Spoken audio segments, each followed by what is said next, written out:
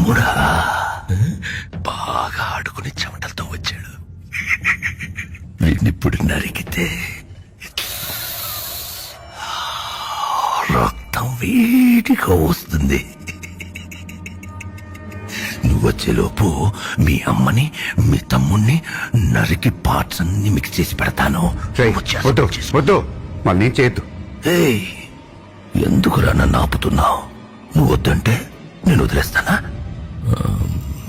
ఓ పని చెయ్, నన్ను బతుమాలుకో. బతుమాలరా, వదిలేస్తాను. ప్లీజ్.